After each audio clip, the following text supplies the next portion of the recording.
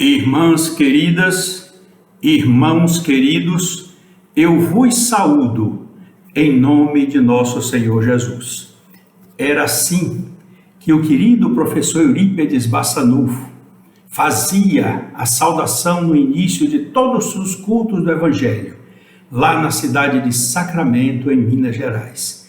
Ele nos prometeu acompanhar todos esses estudos que nós realizamos no campo do Evangelho. Todo o culto do Evangelho das segundas-feiras do Grupo Espírita Casa de Guará, ele se faz presente, marcando, e a sua presença é sentida por muitos dos nossos trabalhadores. Hoje nós temos um assunto especial. Por que especial?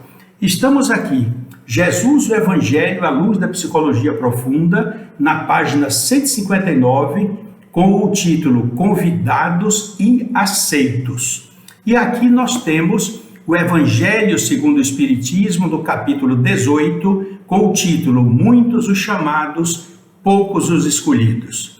Vocês podem até comentar ou imaginar, mas esse assunto não já foi realizado? Nós temos o hábito, lá no Grupo Espírita Casa de Guará, de começarmos com o Evangelho desde o capítulo número 1 até o final. Depois retornamos. Esse assunto já foi realizado por mim, por Patrick, por Carmélia, e nesta reformulação que nós fizemos, Patrick está entrando no campo da mediunidade, Carmélia no campo da filosofia espírita, com os livros psicografados da série psicológica da veneranda benfeitora Joana de Ângeles, e nós ficamos novamente com o Evangelho. Claro que fizemos um comentário deste capítulo em 2019, em 2020 também fizemos, e esse ano de 2021, no começo, em março, também fizemos a participação. E aí vocês podem dizer, mas não vai ser repetitivo? Não, porque cada orador que já abordou o tema utiliza-se de um viés diferente do outro. Mesmo que eu já tenha feito, a riqueza desse capítulo é tão grande que nós podemos abordar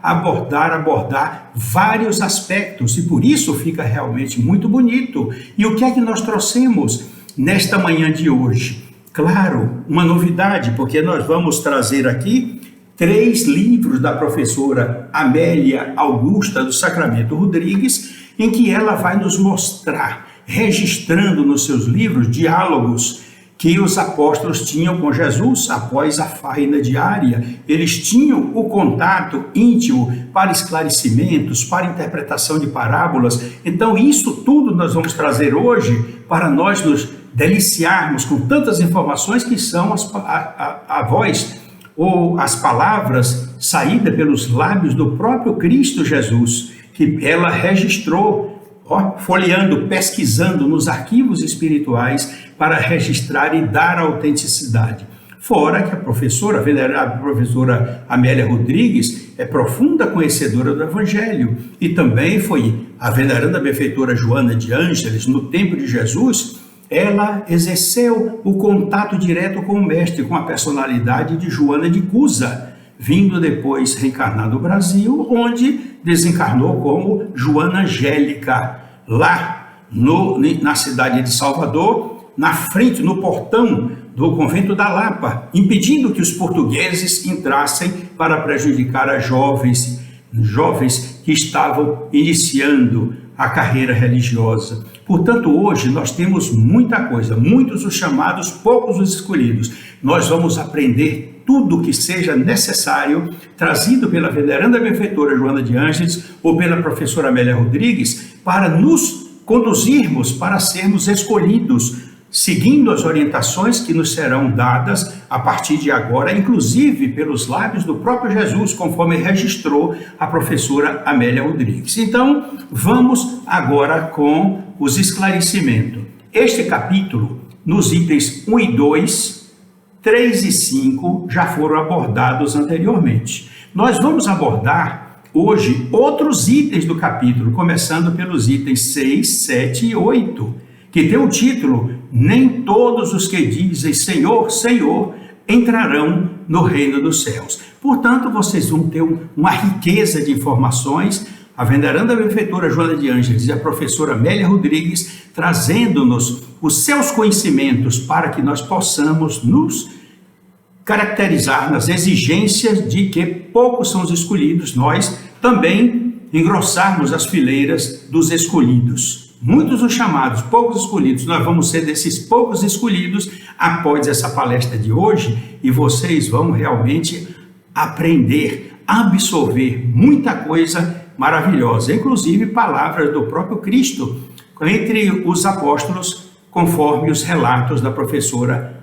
Amélia Rodrigues. Vamos abordar hoje outros itens do que aqueles que já foram abordados, começando pelos itens 6, 7 e 8 aqui do Evangelho, no capítulo 18, que tem o subtítulo: Nem todos os que dizem Senhor, Senhor, entrarão no reino dos céus. Portanto, vamos abrir os nossos corações, clarear o nosso entendimento para receber esse manancial de luz trazido por essas ilustres representantes de Jesus e que enaltecem, engrandecem as fileiras da doutrina espírita codificada por Allan Kardec. Vamos então agora observar justamente isso. Evangelho segundo o Espiritismo, capítulo 18, item 6. Portanto, nós vamos começar pelo item 6. O item 6. Nem todos os que dizem Senhor, Senhor, tem o sinal de admiração. Senhor, Senhor, entrarão no reino dos céus. Apenas entrará aquele que faz a vontade de meu Pai que está nos céus. Muitos nesse dia me dirão: Senhor, Senhor, não profetizamos em teu nome? Não expulsamos em teu nome o demônio? Não fizemos muitos milagres em teu nome? Eu então lhes direi, em altas vozes: afastai-vos de mim, vós que fazeis obras de iniquidade. Está em Mateus capítulo 7, versículos 21 a 23. Vamos agora estudar o item 7, falando para que vocês anotem, registrem, acompanhem com o caderninho na mão para checar e aprender mais em casa, no aconchego, no silêncio dos seus lares. Evangelho segundo o Espiritismo, capítulo 18, item 7. Aquele, pois, que ouve estas minhas palavras e as pratica, será comparado a um homem prudente que construiu sobre a rocha a sua casa. Quando caiu a chuva, os rios transbordaram, sopraram os ventos sobre a casa. Ela não ruiu, por estar edificada na rocha. Mas aquele que ouve estas minhas palavras e não as pratica, se assemelha a um homem insensato, que construiu sua casa na areia. Quando a chuva caiu, os rios transbordaram, os ventos sopraram e a vieram açoitar, ela foi derrubada, e grande foi a sua ruína. Mateus capítulo 7, versículos de 24 a 27. Vamos agora, eu vou repetir sempre porque nós estamos no capítulo 18, Evangelho segundo o Espiritismo, capítulo 18, item 8. Aquele que violar um destes menores mandamentos e que ensinar os homens a violá-los, será considerado como o último no reino dos céus, mas será grande no reino dos céus aquele que os cumprir e ensinar. Isso está em Mateus, capítulo 5, versículo 19. Vamos agora ao item 9, repetindo, Evangelho segundo o Espiritismo, capítulo 18, que nós estamos estudando, item 9. Todos os que reconhecem a missão de Jesus dizem, Senhor, Senhor, mas de que serve lhe chamarem mestre ou senhor, se não lhe seguem os preceitos? Serão cristãos os que o honram com exteriores atos de devoção e ao mesmo tempo sacrificam-se ao orgulho, ao egoísmo, à cupidez e a todas as suas paixões? Serão seus discípulos os que passam os dias em oração e não se mostram nem melhores, nem mais caridosos, nem mais indulgentes para com seus semelhantes? Não, porque do mesmo modo que os fariseus, eles têm a prece nos lábios e não no coração. O reino de Deus é para os que são brandos, humildes e caridosos. O caminho único que vos está aberto para achardes graça perante Deus é o da prática sincera da lei de amor e de caridade. Viram quantos ensinamentos? Vamos continuar. Evangelho segundo o Espiritismo, capítulo 18, item 16. Subtítulo: pelas suas obras é que se reconhece o cristão. Será bastante trazer a presença do Senhor Jesus? Desculpem. Será bastante trazer a aparência do Senhor Jesus para tornar-se fiel servidor seu? Bastará dizer sou cristão para que alguém seja um seguidor do Cristo? Procurai os verdadeiros cristãos e os reconhecereis pelas suas obras. Uma árvore boa não pode dar maus frutos, nenhuma árvore má pode dar frutos bons. Que coisa linda, viu? Muito bonito. E nós vamos agora, olha, pegar aqui Jesus e o Evangelho à luz da psicologia profunda. Quando a veneranda benfeitora nos esclarece, indispensável considerar-se que, no jogo das ilusões e na busca da realidade, caracterizam-se os seres em dois grupos. A, psicologicamente infantis, e os da letra B, aqueles que são amadurecidos, que optam pelo melhor e perene, que souberam eleger aquilo que lhes é mais importante, em detrimento do convencional e aceito imposto pelo convívio terrestre. Na página 163, ela diz: mediante a identificação com os objetivos que deseja alcançar, o ser humano auto-ilumina-se e, recorrendo à oração, que é fonte inesgotável de energia, abastece-se e renova-se sem cessar, de modo a triunfar sobre as dificuldades que já não lhe causam obstáculos para o passo. Muito bonito. Agora, meus queridos irmãos, chegamos à oportunidade de vermos aqui a professora Amélia Rodrigues no livro Trigo de Deus, no capítulo 17. Na reunião com os seus apóstolos, um deles, curioso, ela não identifica quem foi o apóstolo, fez a seguinte pergunta: Senhor, por que orais tanto? Sempre quando terminadas as tarefas do dia, por que buscais o silêncio e penetrais na oração? Olha a preocupação, como eles observavam o procedimento de Jesus. Depois da faina diária, quando todos iam se recolher, ele saía, ia para um silêncio, para um lugar ermo e penetrava na oração todos os dias. E foi aí que Jesus respondeu. Viram como a professora Amélia Rodrigues captou, registrou fielmente, com toda a fidelidade, o diálogo que Jesus estava com seus apóstolos. Então Jesus respondeu: a alma tem necessidade da oração em maior dosagem do que o corpo de pão. Veja o que interessante, eu vou reler. A alma tem necessidade de oração em maior dosagem do que o corpo que pede pão para se alimentar. O silêncio, ele esclarece, propicia a busca. A solidão renova as energias e a comunhão com a fonte geradora de vida, Deus, faculta o prosseguimento dos compromissos abençoados. Viram que coisa linda? A alma tem necessidade da oração em maior dosagem do que a necessidade do corpo de pão.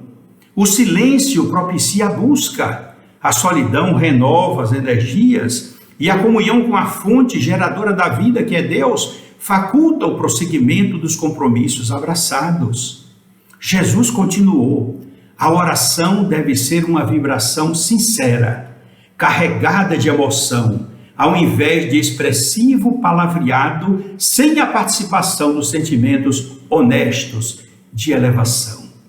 Examinados o mérito e as necessidades daquele que ora, olha o que Jesus explicou, um fato interessante, na existência de um ministério da prece no elevado plano espiritual. Lá, no plano espiritual mais elevado, são examinados o mérito e as necessidades daquele que ora.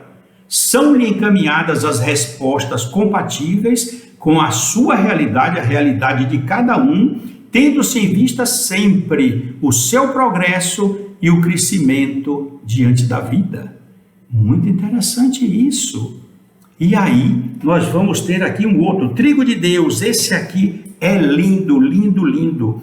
Pelos Caminhos de Jesus, de 1987, no capítulo 9. Quando ele diz, aí novamente em reunião, outra oportunidade com os seus apóstolos: venho fundar o reino de Deus nas almas, sem aparências exteriores. O meu reino é estruturado com o amor e a renúncia, objetivando a libertação das consciências e a libertação dos sentimentos.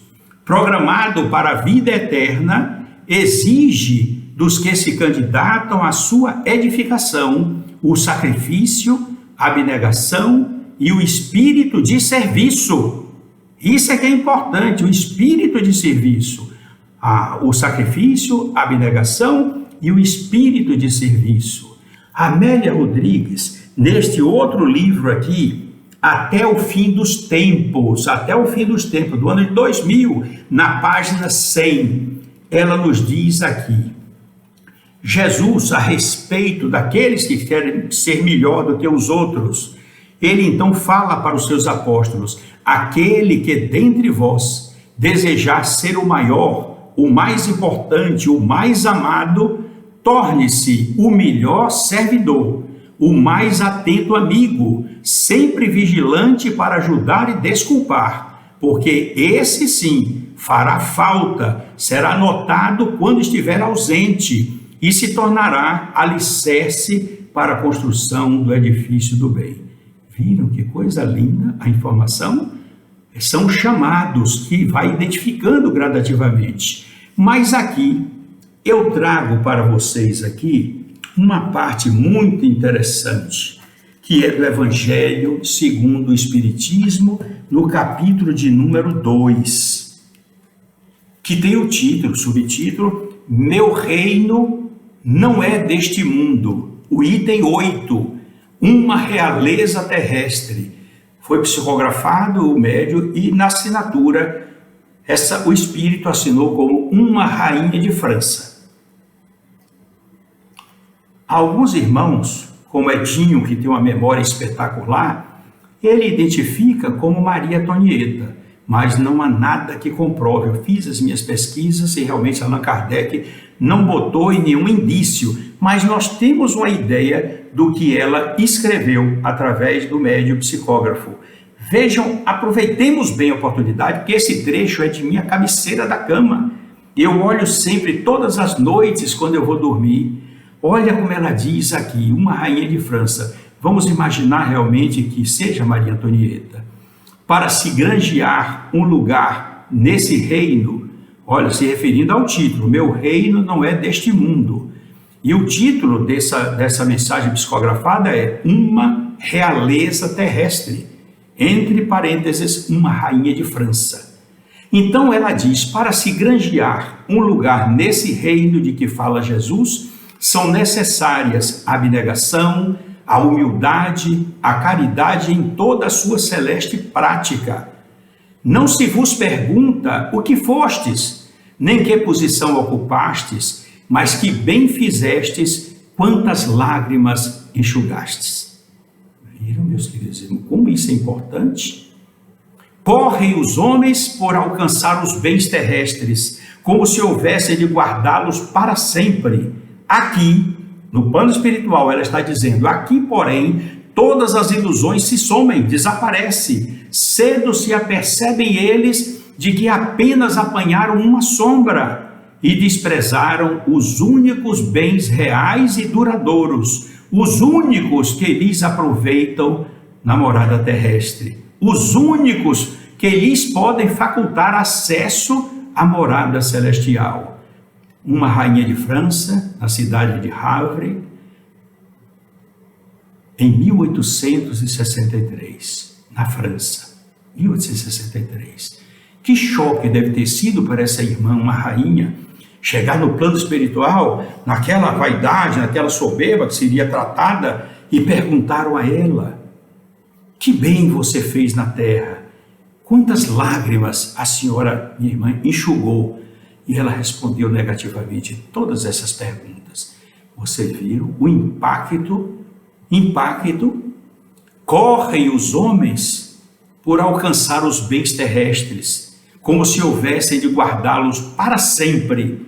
Aqui, porém, todas as ilusões se somem. Cedo se apercebem eles de que apenas apanharam uma sombra e desprezaram os únicos bens reais e duradouros, os únicos que lhes aproveitam na morada celeste, os únicos que lhes podem facultar acesso à morada celestial. Uma rainha de França, Havre, 1863.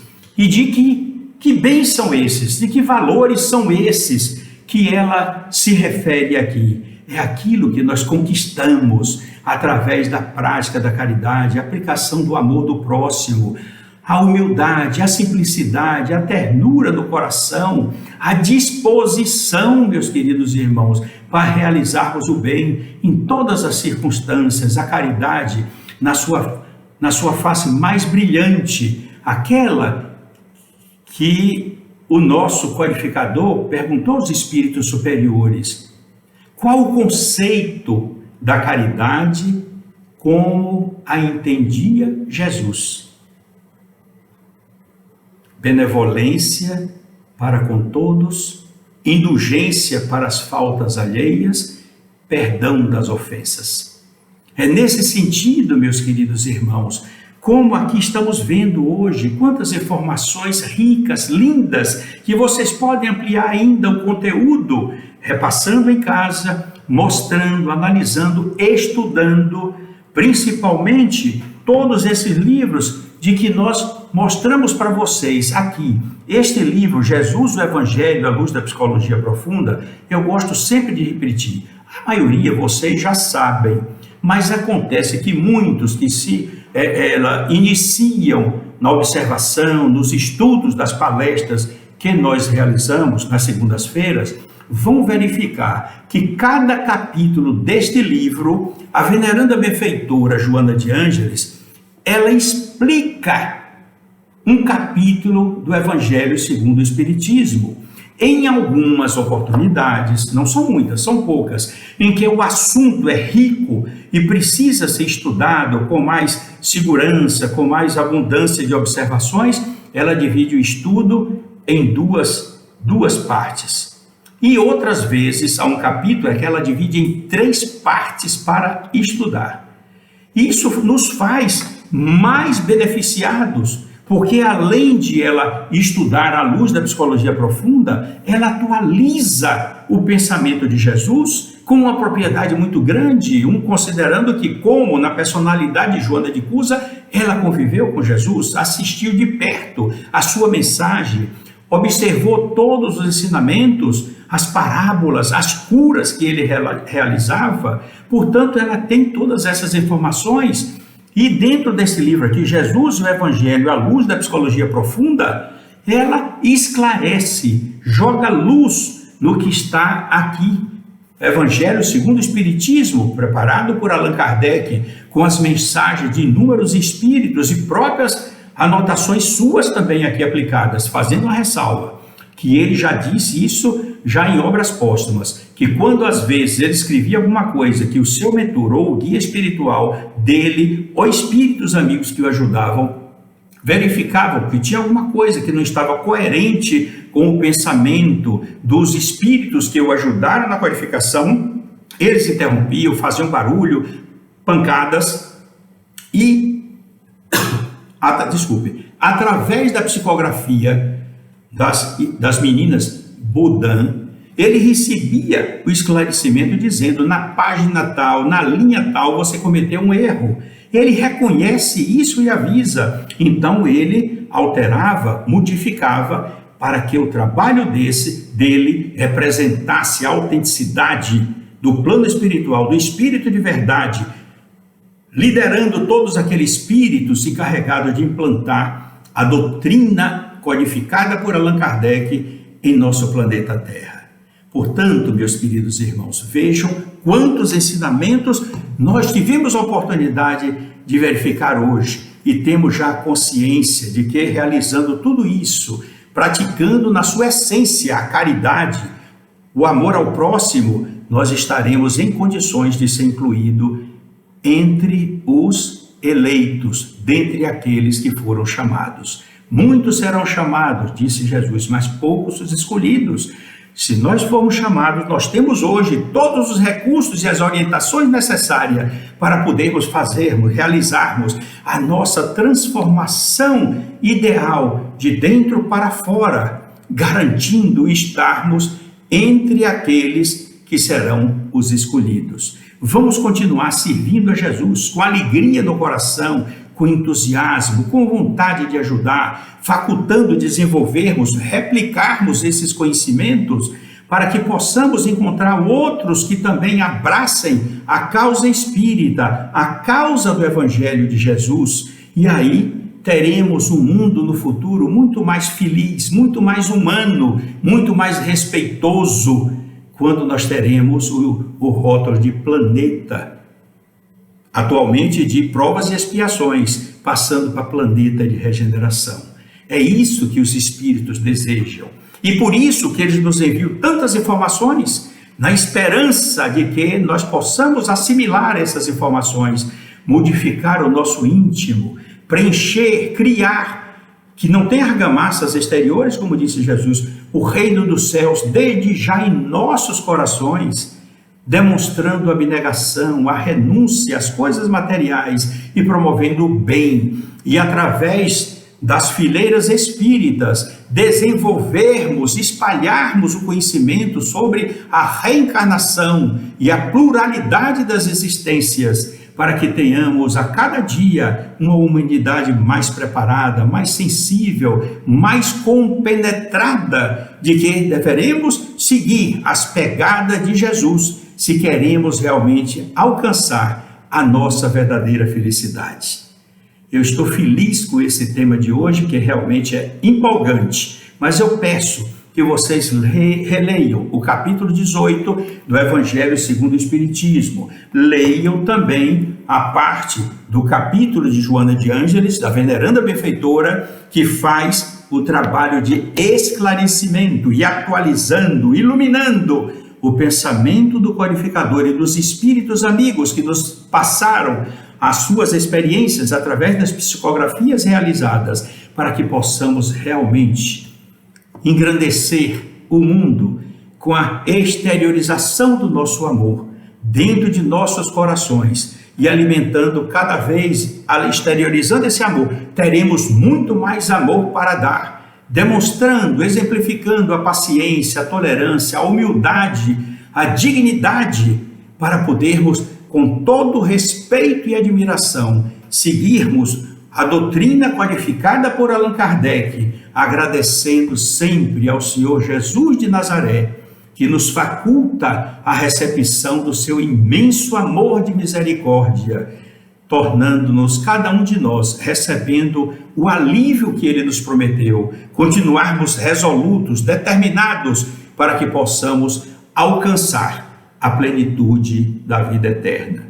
Que o Mestre querido de Nazaré nos abençoe, que o nosso anjo da guarda, os espíritos amigos que nos abraçam, nos acompanham e querem o sucesso da nossa reencarnação, possam continuar nos inspirando, apontando rumos, mostrando os caminhos iluminados das pegadas de Jesus, para que jamais nos desviemos dos seus ensinos e jamais nos afastemos do Consolador prometido por ele, que é a doutrina codificada por Allan Kardec, o Espiritismo, que todos nós temos em nossas mãos. Que o querido Mestre de Nazaré nos abençoe e nos envolva com a sua luz, com a sua paz e com o seu amor de misericórdia, para que jamais nos falte a coragem, a determinação e a vontade para continuarmos resolutos, determinados, para que possamos alcançar o reino dos céus, levando conosco aqueles que compõem atualmente a nossa família material,